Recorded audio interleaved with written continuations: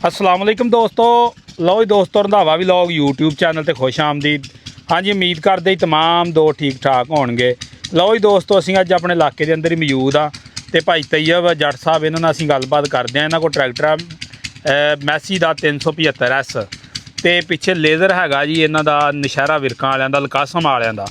इन्हां नाल असीं गलबात करते हैं कि ट्रैक्टर कैसा रहा वा इस दे अंदर, और 85-75 ਜਿਹੜੇ दूसरे उन्हां दे अंदर की फ़र्क आ, और खास कर ਜਿਹੜਾ लेज़र आ ਉਹਦਾ ਬਾਰੇ ਤੁਹਾਡਾ ਕੀ फीडबैक ਰਿਹਾ ਵਾ। ਇਹਨਾਂ ਨੂੰ ਕਾफ़ी ਦੇਰ ਹੋ ਗਈ ਚਲਾਉਂਦਿਆਂ ਨੂੰ। ਇਹਨਾਂ ਨਾਲ ਅਸੀਂ ਗੱਲਬਾਤ ਕਰਦੇ ਹਾਂ। अस्सलाम वालेकुम जी। वालेकुम सलाम जी। जी तैयब भाई की हाल चाल जे? अलहमदुलिल्लाह ठीक ठाक सर, तुसीं सुनाओ ठीक ठाक जी? जी तैयब भाई फुੱਲ ਗਰਮੀ ਦੇ ਵਿੱਚ ਵੀ ਗੱਡੀਆਂ ਘਮਾਈ ਜਾਂਦੇ ਜੇ ਵੱਡਾਂ 'ਚ। हाँ जी। ਸਹੀ। ਤੇ ਇਹ ਆਪਣਾ ਟਰੈਕਟਰ ਕਿਹੜਾ ਮਾਡਲ ਜੇ? ਇਹ ਜੀ ਸਾਡਾ ਟਰੈਕਟਰ 375S ਹੈ ਤੇ 2008 ਮਾਡਲ ਹੈ ਜੀ। ਸਹੀ। ਤੇ ਇਹ ਭਾਈ ਕਿੰਨਾ ਕੁ ਜੈਨੂਅਨ ਆ ਟਰੈਕਟਰ? ਇਹ ਟੋਟਲ ਹੁਣ ਤੱਕ ਜੈਨੂਅਨ ਆ।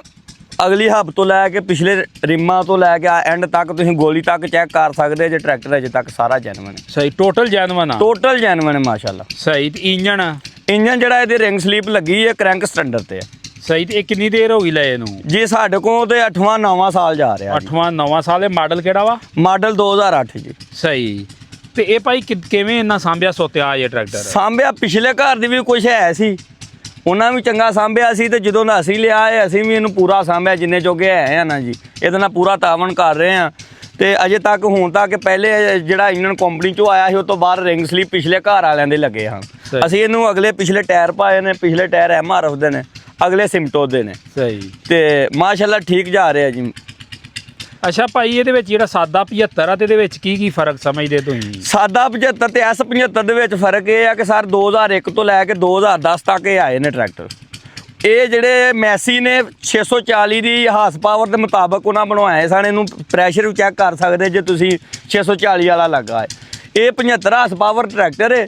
ਇਹਦਾ ਦੂਸਰੇ 75 ਨਾਲ ਜਾਂ 85 ਨਾਲੋਂ ਕਹਿ ਲਓ ਤਾਂ ਖਰਚਾ ਬਹੁਤ ਘੱਟ ਹੈ। ਇਹਦਾ ਖਰਚਾ ਫੀਟ ਦੇ ਮੁਤਾਬਕ ਹੀ ਜਾਏਗਾ, ਉਹਦੇ ਉੱਤੇ ਨਹੀਂ ਹੋ ਸਕਦਾ। ਇਹ ਉਹਨਾਂ ਨੇ ਮੈਸੀ ਨੇ ਉਦੋਂ ਫੀਟ ਦੇ ਹਿਸਾਬ ਨਾਲ ਬਣਾਇਆ ਸੀ। ਉਹਨਾਂ ਦਾ ਮੁਕਾਬਲਾ ਸਮਝ ਲਓ, ਕਹਿ ਲਓ ਉਹਦੇ ਮੁਕਾਬਲੇ ਦਾ ਉਹਦੇ ਲੈਵਲ। ਇਹ ਜਿਹੜਾ ਜਿੰਨਾ ਕਰਸਾ ਤੁਸੀਂ ਦੱਸਣ ਡਏ ਹੋ, ਇਹ ਜਿਹੜਾ ਅਰਸਾ ਇਹ 640 ਦਾ ਇੱਕ ਅਰੂਜ ਦਾ ਟਾਈਮ ਸੀ 2008 ਮਾਡਲ ਜਾਂ 5 ਜਾਂ 6। ਉਦੋਂ 640 ਦਾ ਇੱਕ ਨਾਂ ਸੀ ਤੇ ਅਸੀਂ 2008 ਮਾਡਲ ਸਾਡੇ ਰਿਸ਼ਤੇਦਾਰਾਂ ਕੋਈ ਸੀ, ਉਹਨਾਂ ਕੋ ਅਸੀਂ ਲੈ ਲਿਆ ਤੇ ਸਾਨੂੰ ਯਕੀਨ ਕਰੋ 8ਵਾਂ ਸਾਲ ਹੈ, ਅਜੇ ਤੱਕ ਕੋਈ ਪਰੇਸ਼ਾਨੀ ਨਹੀਂ ਆਈ। ਤੇ 640 ਇੱਥੇ ਤੱਕ ਹੱਲਾ ਨਹੀਂ ਖੇਡ ਸਕਦਾ ਜਿੱਥੇ ਤੱਕ ਲੈ ਜਾਂਦਾ ਹੈ। ਸਹੀ। ਤੇ ਆਪਣੇ ਕੋ ਕਿੰਨੇ ਟਰੈਕਟਰ ਆ ਹੁਣ? ਆਪਣੇ ਕੋ ਟਰੈਕਟਰ ਸਰ 3 ਟਰੈਕਟਰ ਨੇ। ਇੱਕ 260 ਹੈ, ਇੱਕ 375 ਹੈ, ਇੱਕ 480 ਹੈ। 480। ਅੱਛਾ ਭਾਈ, ਇਸ ਟਰੈਕਟਰ ਨਾਲ ਹੁਣ ਤੱਕ ਕੀ ਕੰਮ ਕੀਤੇ ਆ ਤੁਸੀਂ? ਹੁਣ ਤੱਕ ਸਰ ਅਸੀਂ ਇਹਦੇ ਨਾਲ ਮਿੱਟੀ ਵੀ ਢੋਈ ਹੈ, ਟਰਾਲੀ ਤੇ ਵੀ ਇਹਨੂੰ ਚਲਾਇਆ ਹੈ, ਇਹਨੂੰ ਲੇਜ਼ਰ ਤੇ ਵੀ ਚਲਾਇਆ ਹੈ ਤੇ ਚਾਪਰ ਤੇ ਵੀ ਚਲਾਇਆ ਹੈ। ਇਹ ਕੰਮ ਵੀ ਇੰਨਾ ਲੈਂਦੇ ਜੇ ਫਿਰ ਵੀ ਬੜਾ ਸਾਂਭਿਆ ਸੋਤਿਆ ਵਾ। ਬਸ ਜੀ ਫਿਰ ਗੱਲ ਇਹ ਹੈ ਕਿ ਮਜ਼ਦੂਰੀ ਕਰਨੀ ਹੋਵੇ, ਸਾਡਾ ਜ਼ਰੀਆ ਆਮਦਨੀ ਇਹ ਆ ਤੇ ਇਹਨੂੰ ਸਾਂਭਾਂਗੇ ਤੇ ਕੁਝ ਘਰ ਕਮਾ ਕੇ ਖੜਾਂਗੇ। ਅਗਰ ਜੇ ਇਹਨੂੰ ਸਾਂਭਾਂਗੇ ਨਾ ਤਾਂ ਘਰ ਅਸੀਂ ਕੀ ਖੜਨਾ। ਕਮਾਈ ਉਹ ਨਹੀਂ ਹੁੰਦੀ ਕਿ ਦਿਹਾੜੀ ਕੰਮ ਕਰੋ ਸ਼ਾਮਾਂ ਨੂੰ ਗੱਡੀ ਤੋੜ ਕੇ ਘਰ ਲੈ ਆਓ। ਕਮਾਈ ਉਸ ਚੀਜ਼ ਨੂੰ ਕਿਹਾ ਜਾਂਦਾ ਆ ਕਿ ਗੱਡੀ ਵੀ ਬਚ ਕੇ ਆਵੇ ਤੇ ਕਮਾਈ ਵੀ ਹੋਵੇ। ਅਸਲ ਕਮਾਈ ਸਾਡੀ ਇਹ ਹੀ ਹੈ ਜਿਹੜੀ ਅਸੀਂ ਗੱਡੀ ਬਚਾ ਲੈਣੀ। ਕਈ ਬੰਦੇ ਡਰਾਈਵਰਾਂ ਨੂੰ ਗੱਡੀਆਂ ਦੇ ਦਿੰਦੇ ਨੇ, ਡਰਾਈਵਰ ਦੂਸਰੇ ਦਿਨ, ਪਹਿਲੇ ਦਿਨ, ਤੀਸਰੇ ਦਿਨ ਕੋਈ ਨਾ ਕੋਈ ਹਫਤੇ ਦੇ ਵਿੱਚ ਇੱਕ ਅੱਧਾ ਕੰਮ ਪਾਈ ਰੱਖਦੇ ਨੇ। ਉਹ ਜਿੰਨੀ ਹਫਤੇ ਦੀ ਕਮਾਈ ਹੁੰਦੀ ਹੈ ਉਹ ਜਾਂ ਸਪੇਅਰ ਪਾਰਟ ਵਾਲਿਆਂ ਨੂੰ ਦੇ ਲਓ ਜਾਂ ਮਿਸਤਰੀਆਂ ਨੂੰ ਦੇ ਲਓ, ਇੱਕ ਹੀ ਗੱਲ ਹੈ। ਸਹੀ। ਤੇ ਅਸੀਂ ਆਪ ਚਲਾਉਂਦੇ ਹਾਂ, ਜਿੰਨਾ ਚੱਲ ਜੇ ਆਪ ਹੀ ਚਲਾਉਣਾ ਜੀ। ਇੱਕ ਚੀਜ਼ ਹੋਰ ਮੈਂ ਤੁਹਾਨੂੰ ਦੱਸਦਾ ਜਾਵਾਂ ਜੀ, ਰੰਧਾਵਾ ਸਾਹਿਬ ਜਿੰਨੀ ਮਹਿੰਗਾਈ ਹੋ ਗਈ ਹੈ ਨਾ, 405-6 ਰੁਪਏ ਲੀਟਰ ਡੀਜ਼ਲ ਹੋ ਗਿਆ ਹੈ। ਕਦੀ 75-76 ਰੁਪਏ ਲੀਟਰ ਤੇਲ ਸੀ ਜਦੋਂ ਅਸੀਂ ਸ਼ੁਰੂ ਕੀਤਾ ਹੈ। ਸਨ 13 ਤੋਂ ਮੈਂ ਕਰ ਰਿਹਾ, 13 ਸਾਲ ਹੋ ਗਏ ਨੇ ਮੈਨੂੰ ਇਸ ਕੰਮ 'ਚ ਵੜਿਆ। ਉਦੋਂ ਟਰਾਲੀ ਮਿੱਟੀ ਦੀ 350 ਦੀ ਸੀ, 500-400 ਦੀ ਸੀ। ਉਦੋਂ ਜ਼ਿਆਦਾ ਬਚਤ ਸੀ। ਹੁਣ 1500 ਦੀ ਵੀ ਟਰਾਲੀ ਸੋੜ ਲਈ ਹੈ ਨਾ ਜੀ। ਤਾਂ ਰੰਧਾਵਾ ਸਾਹਿਬ ਜਿੰਨੇ ਖਰਚੇ ਨੇ ਪੈਸੇ ਨਹੀਂ ਬਚਦੇ। ਇਸ ਤੋਂ ਅਸੀਂ ਵੀ ਥੋੜ੍ਹਾ ਜਿਹਾ ਨਾ ਕੰਮ ਕਲੋਜ਼ ਕਰਨ ਦੇ ਤਰੀਕੇ 'ਚ ਹੀ ਆਏ ਹਾਂ। ਮਿੱਟੀ ਸੁੱਟਦੇ ਹਾਂ, ਮਿੱਟੀ ਸੁੱਟਣੋਂ ਹਟ ਗਏ ਹਾਂ। ਲੇਜ਼ਰ ਫੇਰਦੇ ਰਹੇ ਹਾਂ, ਚਾਪਰ ਫੇਰਦੇ ਰਹੇ ਹਾਂ। ਅੱਗੋਂ ਸੁਪਰ ਸੀਡਰ ਦਾ ਜ਼ੇਨ ਹੈ ਕਿ ਸੁਪਰ ਸੀਡਰ ਲੈ ਲਈਏ। ਇਸ ਜ਼ੇਨ ਨਾਲ ਜਿਹੜਾ ਇੱਕ ਕੰਮ ਘਟ ਗਿਆ, ਮਿੱਟੀ ਵਾਲਾ ਘਟ ਗਿਆ, ਤੇ ਦੂਸਰਾ ਅਸੀਂ ਆਖਿਆ ਕਿ ਜ਼ਿਮੀਂਦਾਰਾਂ ਦੇ ਹਾਲਾਤ ਨੇ ਬਹੁਤ ਖਰਾਬ। ਆ ਲੇਜ਼ਰ ਫੇਰਨੇ ਆ ਨਾ, ਜਿਹਨੂੰ ਆਖੀਏ ਨਾ 4200-4500 ਰੁਪਇਆ ਘੰਟਾ, ਉਹਦੀ ਜਾਨ ਜਾਂਦੀ ਹੈ। ਇੱਕ ਵਾਰੀ ਉਹਦੀ ਜਾਨ ਮੁੱਠੀ 'ਚ ਆ ਜਾਂਦੀ ਹੈ ਕਿ 4200-4500 ਰੁਪਇਆ ਘੰਟਾ। ਤੇ ਇਹਦਾ ਖਰਚਾ ਵੇਖੀਏ ਤੇ ਜਨਾਬੇ ਵਾਲੀ 5 ਲੀਟਰ ਤੇਲ ਦੇ ਸਿਰੇ ਇਹਨੇ ਚੜ੍ਹ ਜਾਣਾ। ਐਵਰੇਜ ਏਜ ਇਹਨੇ 5 ਲੀਟਰ ਦੇ ਸਿਰੇ ਚੜ੍ਹ ਜਾਣਾ ਇੱਕ ਘੰਟੇ 'ਚ। 300 ਰੁਪਇਆ ਡਰਾਈਵਰ ਨੇ ਵੀ ਘੰਟਾ ਲੈ ਜਾਣਾ ਹੈ। ਤੇ ਹਿਸਾਬ ਕਰ ਲਓ ਪਿੱਛੇ ਕੀ ਬਚਦਾ ਆ। ਗੱਡੀ ਦੀ ਵੀ ਟੁੱਟ ਭੱਜ ਆ, ਤੇਲ ਪਾਣੀ ਵੀ ਬਦਲਣਾ ਹੈ। ਤੇ ਹੋਰ ਵੀ ਬਥੇਰੇ ਖਰਚੇ ਆ। ਰਿਸੀਵਰ ਹੈ, ਇਹਨੂੰ ਕੋਈ ਛਿੱਟੀ ਵੱਜੇ ਤੇ ਦਿਲ ਕਰੇ 80,000 ਰੁਪਇਆ ਰਿਸੀਵਰ ਵਾਲੇ ਸਹੀ ਕਰਨ ਦਾ ਲੈ ਲੈਣ। ਸਹੀ। ਅੱਛਾ ਭਾਈ ਤੈਯਬ, ਹੁਣ ਚੱਲੀਏ ਆਪਾਂ ਲੇਜ਼ਰ ਤੇ। ਲੇਜ਼ਰ ਆਪਣੇ ਕੋਲ ਕਿਹੜੀ ਕੰਪਨੀ ਦਾ ਤੇ ਕਿਹੜਾ ਮਾਡਲ ਆ? ਇਹ ਜੀ 2023 ਮਾਡਲ ਲੇਜ਼ਰ ਕਰਾ, ਇਹ ਅਲਕਾਸਮ ਕੰਪਨੀ ਵਾਲਿਆਂ ਦਾ। ਸਹੀ। ਨਸ਼ਹਿਰੇ ਵਿਰਕਾਂ ਤੋਂ ਅਸੀਂ ਲਿਆ ਸੀ 2023 ਚ। ਸਹੀ। ਉਹ ਜਿਹੜਾ ਲੈ ਲਿਆ ਉਹ ਹੀ ਕਮਾਈ ਸੀ ਅਸਲ। ਉਸ ਤੋਂ ਬਾਅਦ ਗਵਰਨਮੈਂਟ ਬਦਲ ਗਈ, ਲੋਕਾਂ ਦੀ ਕਣਕ ਉਦੋਂ 4600 ਚ ਵਿਕੀ ਸੀ, ਅਸੀਂ ਖੁਦ ਵੀ ਵੇਚੀ ਸੀ। ਉਸ ਤੋਂ ਬਾਅਦ ਨਾ ਕਣਕ ਵਿਕੀ, ਨਾ ਸਾਡੇ ਕੋਲ ਕੋਈ ਸ਼ੈਲ ਲਈ ਗਈ। ਹੁਣ ਤੇ ਸਾਡੀਆਂ ਸ਼ੈਵਾਂ ਵਿਕਣ ਹੀ ਡਈਆਂ ਆ। ਕਹਿ ਲਓ ਕਿ ਲੇਜ਼ਰ ਵੀ ਕਿਸੇ ਨੇ ਲੈਣਾ ਹੋਵੇ ਤੇ ਜਨਾਬੇ ਵਾਲੀ ਅਸੀਂ ਲੇਜ਼ਰ ਵੀ ਸੇਲ ਕਰਨ ਦੇ ਹੱਕ 'ਚ ਹਾਂ। ਅੱਛਾ ਭਾਈ, ਇਹ ਲੇਜ਼ਰ ਦੇ ਬਾਰੇ ਡਿਟੇਲ ਦਿਓ। ਇਹ ਮਾਡਲ ਕਿਹੜਾ ਜੇ ਤੇ ਬਣਿਆ ਕਿਹੜੇ ਘਰ ਦਾ ਜੇ? ਇਹਦਾ ਕਿੱਦਾਂ ਦਾ ਚੱਲਿਆ ਵਾ? ਇਹ ਸਾਰਾ ਫੀਡਬੈਕ ਦਿਓ। ਫੀਡਬੈਕ ਇਹਦਾ ਸਰ ਅਮਜਦ ਮੁਗਲ ਸਾਹਿਬ ਕੋ ਅਸੀਂ ਲਿਆ ਸੀ ਨਸ਼ਹਿਰੇ ਵਿਰਕਾਂ ਤੋਂ। ਲਕਾਸਮ ਕੰਪਨੀ ਵਾਲਿਆਂ ਦਾ ਜੀ ਅਮਜਦ ਮੁਗਲ ਸਾਹਿਬ ਕੋ ਅਸੀਂ ਲਿਆ ਸੀ ਸਨ 2023 ਚ। ਅਲਫਾ ਦਾ ਟਰਾਂਸਮੀਟਰ ਹੈ ਸਾਡੇ ਕੋਲ। ਮਸ਼ੀਨ ਦੀ ਬੜੀ ਕਾਰਕਰਦਗੀ ਹੁੰਦੀ ਹੈ ਜੀ। ਸਭ ਤੋਂ ਪਹਿਲਾਂ ਕਈ ਬੰਦੇ ਨਾ ਪੈਸੇ ਬਚਾਉਣ ਲੱਗ ਪੈਂਦੇ ਨੇ ਰੰਧਾਵਾ ਸਾਹਿਬ ਕਿ 8 ਲੱਖ ਦਾ ਲੈ ਲਈਏ, ਫਲਾਨਾ ਦਾ ਮੈਂ 7 ਲੱਖ ਦਾ ਲੈ ਆਇਆ। ਮੈਂ ਇਹਨਾਂ ਨਾ 8 ਵੇਖੋ ਨਾ 7 ਵੇਖੋ, ਚੀਜ਼ ਵੇਖੋ ਤੇ ਮਿਆਰ ਵੇਖੋ। ਚੀਜ਼ ਤੇ ਮਿਆਰ ਤੁਹਾਡਾ ਬਿਹਤਰ ਹੋਏਗਾ ਨਾ ਜੀ ਤੇ ਤੁਹਾਡੀ ਕਾਰਕਰਦਗੀ ਆਪੇ ਨਜ਼ਰ ਆਏਗੀ। ਜੇ ਕੁਝ ਬੰਦੇ ਬਚਾ ਲੈਂਦੇ ਨੇ ਵਕਤੀਆ ਤੌਰ ਪੈਸੇ, ਉਹ ਪੈਸੇ ਤੇ 2-2.5 ਲੱਖ ਰੁਪਈਆ ਰਹਿਤ ਹੋ ਜਾਂਦੀ ਹੈ, ਲੇਕਿਨ ਉਹ ਫਿਰ ਸੀਜ਼ਨ 'ਚ ਜ਼ਲੀਲ ਹੁੰਦੇ ਨੇ। ਅਸੀਂ ਮਾਸ਼ਾਅੱਲਾ 2023 ਤੋਂ ਲੈ ਕੇ 26 ਆ ਗਿਆ, ਤੀਸਰਾ ਸਾਲ ਹੈ ਸਾਨੂੰ ਅੱਜ ਤੱਕ ਨਾ ਤਾਂ ਕਿਸੇ ਖੱਤੇ 'ਚੋਂ ਲਾਂਭਾ ਆਇਆ ਹੈ ਤੇ ਨਾ ਅਜੇ ਤੱਕ ਅਸੀਂ ਆਹ 2 ਟਾਇਰ ਅਗਲੇ ਨੇ ਇਹ ਟਿਊਬਲੈਸ ਕਰਾਤੇ ਨੇ। ਵਾਧਾ ਘਾਟਾ ਹੋਵੇ, ਟਾਇਰ ਪੈਂਚਰ ਹੋਵੇ, ਕਰਾ ਥੱਲੇ ਰੱਖੋ, ਪੰਪ ਨਾਲ ਹਵਾ ਭਰ ਲਓ, ਤੁਹਾਡਾ ਸਾਰਾ ਦਿਨ ਕੰਮ ਚੱਲੇਗਾ। ਟਿਊਬਲੈਸ ਕਰਾਉਣ ਦਾ ਮਤਲਬ ਇਹ ਆ।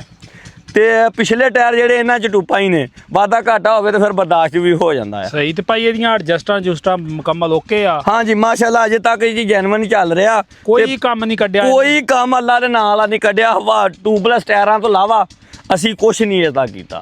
ਆਹ 2 ਨਿਪਲਾਂ ਲੱਗੀਆਂ ਨੇ, ਇੱਥੋਂ ਗਰੀਸ ਹੋਣੀ ਆ। UC 211 ਦੇ ਬੈਰਿੰਗ ਪਏ ਨੇ ਇਹਨੂੰ।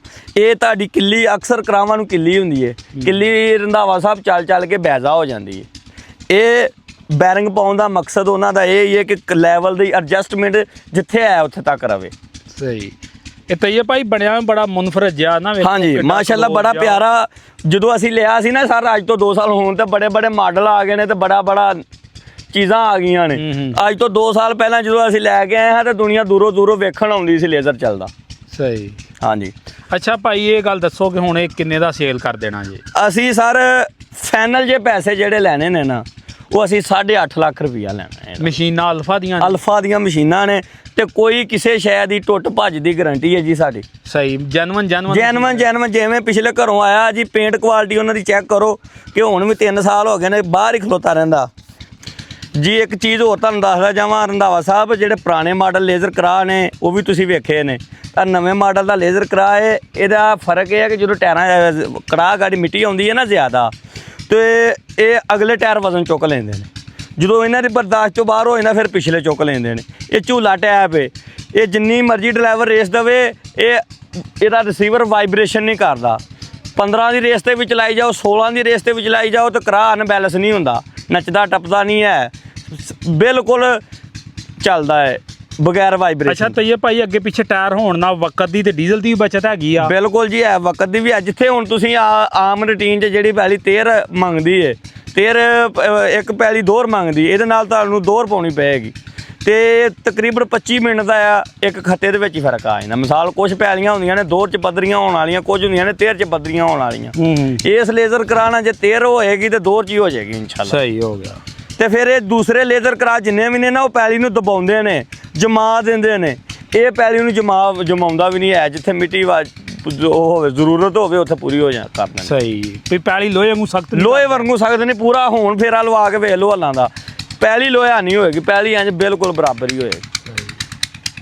ਉਸ ਤੋਂ ਲੇਜ਼ਰ ਚੈੱਕ ਕਰਵਾ ਦਿੱਤਾ ਤੁਹਾਨੂੰ A to Z, ਤੇ ਹੁਣ ਮਾਲਕਾਂ ਦਾ ਰਾਬਤਾ ਨੰਬਰ ਦਿੰਦੇ ਆ। ਇਹ ਲੇਜ਼ਰ ਜਿਹੜਾ ਫਾਰ ਸੇਲ ਜੇ, ਜਿਹੜੇ ਕਿਸੇ ਦੋਸਤ ਭਰਾ ਨੇ ਲੈਣਾ ਹੋਵੇ ਇਹਨਾਂ ਨਾਲ ਰਾਬਤਾ ਕਰ ਸਕਦੇ। ਭਾਈ ਆਪਣਾ ਰਾਬਤਾ ਨੰਬਰ ਦਿਓ।